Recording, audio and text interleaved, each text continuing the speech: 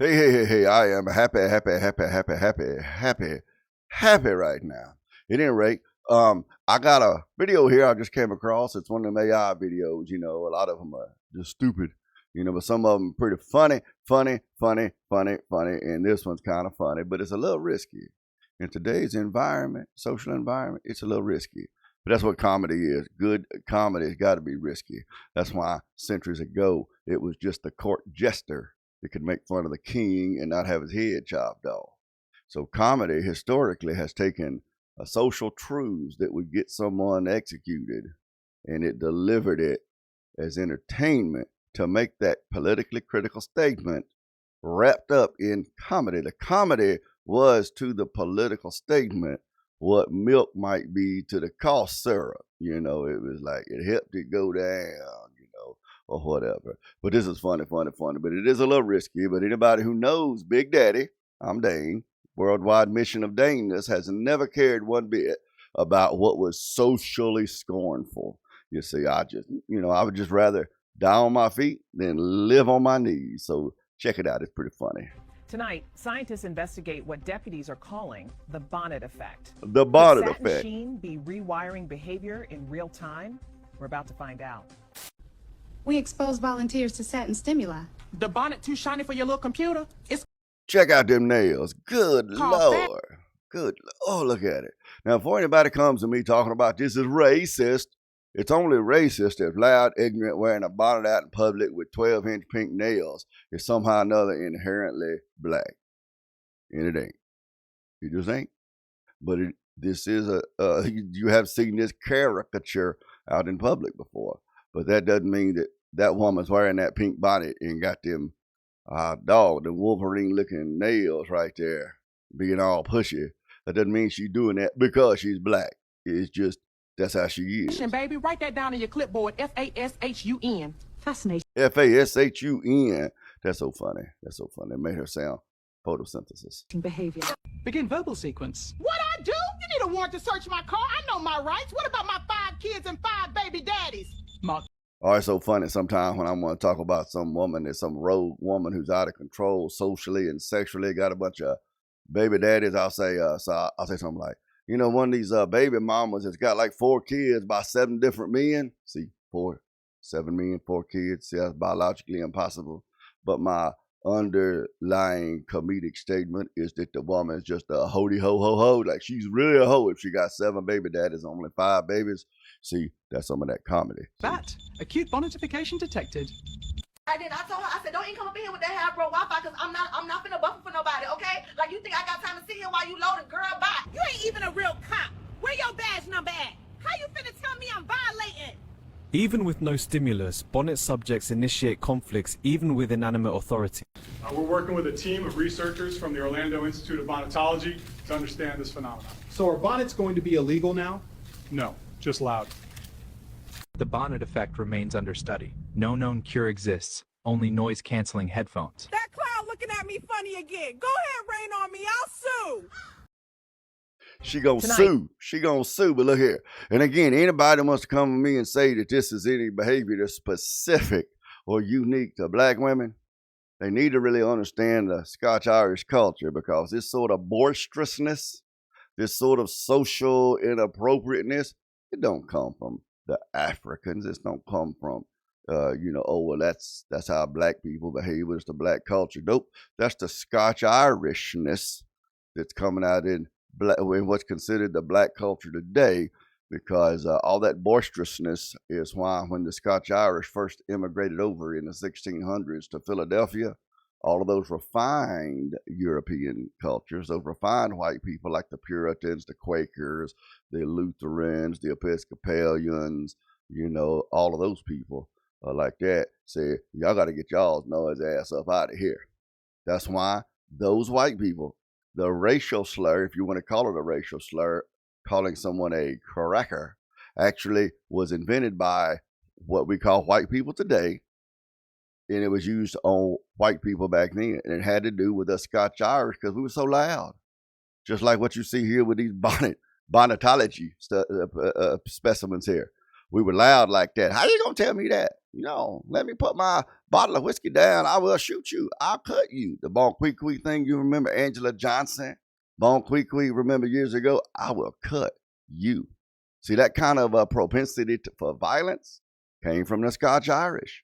Now, I know a lot of people, they see that violence level in a lot of the black community, and they look over at Africa where they'll have civil wars and hacking each other to pieces with machetes and stuff, and they say, well, that's why black people are so violent. No, it's because the Scotch-Irish culture, which had a huge propensity for violence, was appropriated to the Southern black, what Thomas Sowell called the black redneck. If you don't believe me, you could read his book. It's called Black Rednecks and White Liberals. See, so it's that propensity for violence. The hillbillies, if you've ever heard of that famous feud between the Hatfields and the McCoys, you know where hillbillies is famous. Those hillbillies up there, even outside of the Hatfields and the McCoys, they have like a family dishonor thing, and I'm gonna defend my kin, and they'd go to shooting each other with family feuds off up in the Appalachia. That sort of propensity for violence was very common, and it was very brutal. We're not talking about just shooting somebody. We're talking about these men would coat their fingernails. They grow fingernails out long, and they would coat them in candle wax to make them hard. And then they would use those fingernails like knives, and they would gouge out their victims, which would be another hillbilly, gouge out their eyes and bite off their noses and their ears.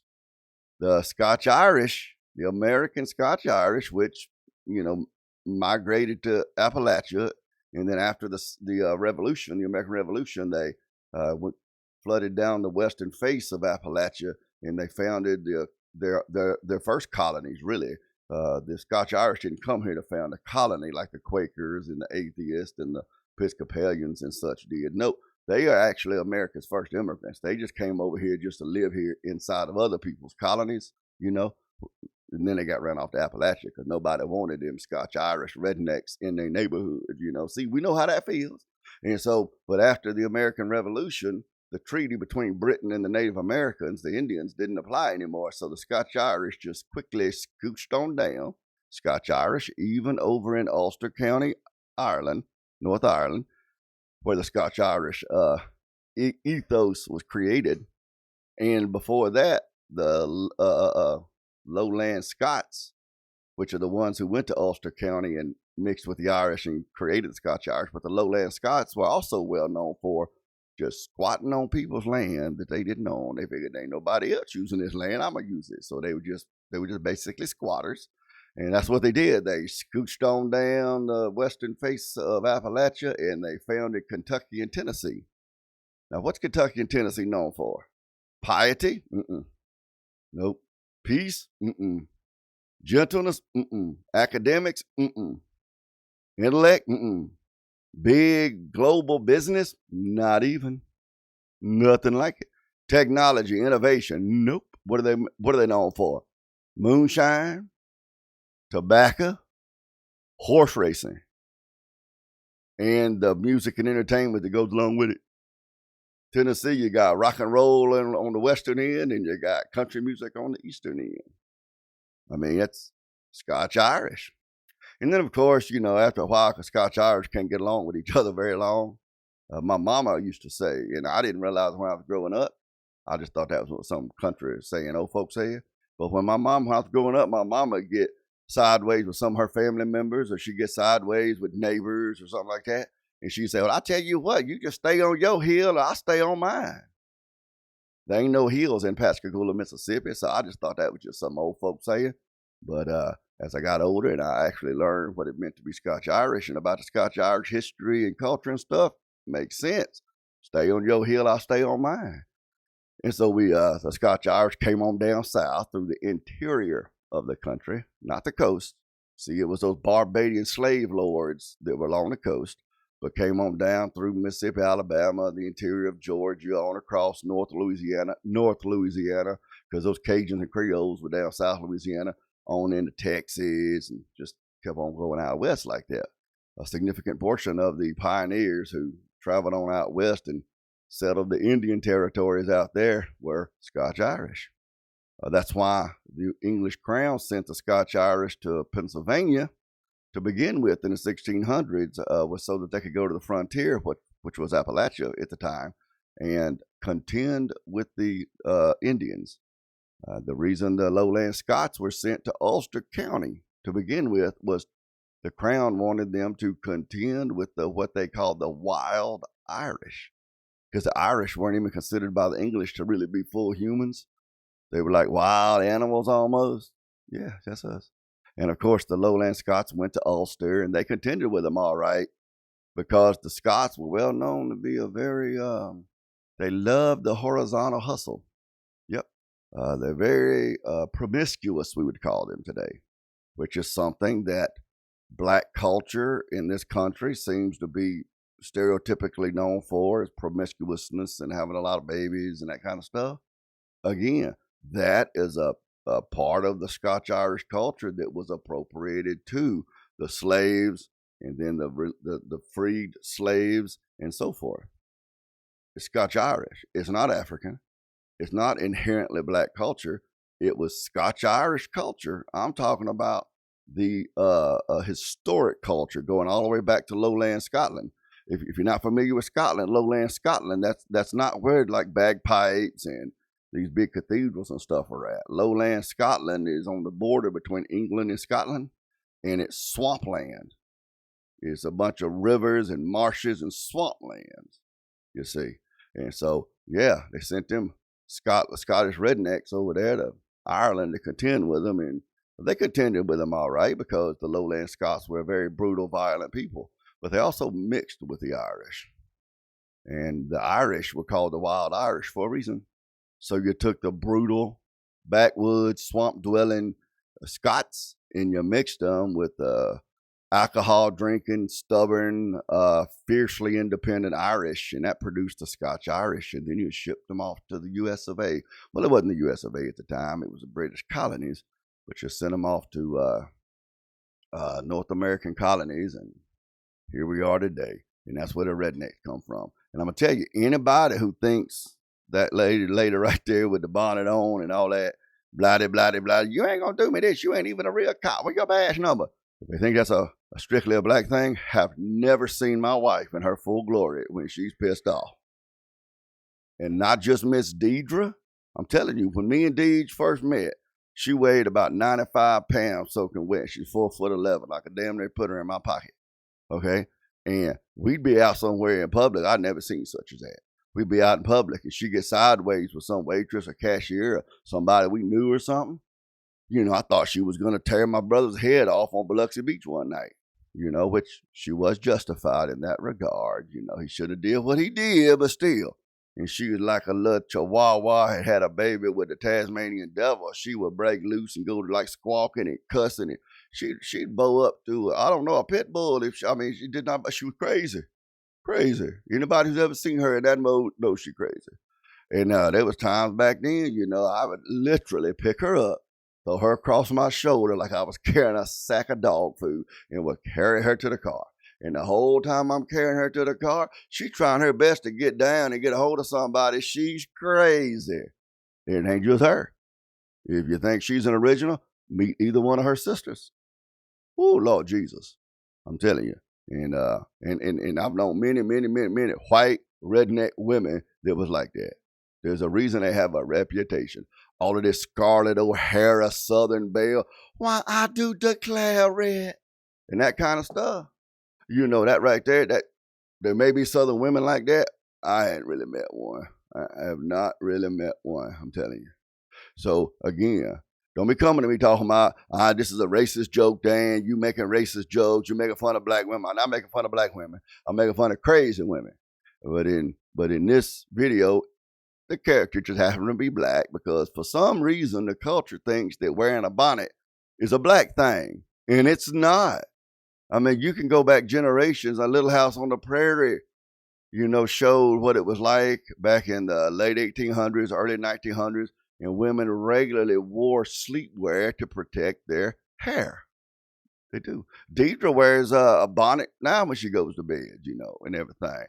She does. I suppose Morgan still does. I mean, I know a lot of white women that wear it. So I don't know, it's just something in the culture. A lot of times they'll take something that is not inherently a black thing or something like that, and they'll make it out. They just pick it off. They'll make it out like it is, you know. And they'll do the same thing for white culture. They'll pick up something that's not inherently a white cultural thing, and they'll assign it to white people. And when they do that, it's usually something that's tyrannical, or it's something that's like makes the white people look goofy or something, you know, like raisins in your, what is it, coleslaw? Isn't that what they say, Deej, right? Yeah, raisins in potato salad. I don't know. I've eaten a lot of white people's food and potato salad, and I've never seen raisins in it. So I guess that's something that Yankees do, or Midlanders do, or people out west do. I don't know. There used to be a website years ago called, that me and Deidre loved. It was so funny. It's called stuffwhitepeoplelike.com. It was so funny. But the stuff they would put on there about stuff white people, I'm thinking of some of the stuff, can't help but chuckle, you know. But the stuff they would put on there, that was stuff white people liked, was not stuff that me or white people I know would do. So I think it was like non-Southern white people or non-redneck white people or something like that, because it'd be like, they said, like driving a Prius, you know, with stuff white people like, because they like recycling. Like on the website, they said, white people love recycling. If you think about it, I don't think I've ever known a black person or a Hispanic person or even an Asian person that seemed to really be into recycling. But the website said that white people love recycling because it made them feel like they were really doing something to save the planet, when really all they were doing was sorting their trash. You know, stuff like that. Funny. But anyway, so don't be coming to me telling me I'm racist, because I know a lot of crazy white women too. So don't be coming to me. But you know, this video was funny. It's funny, and I'm dang.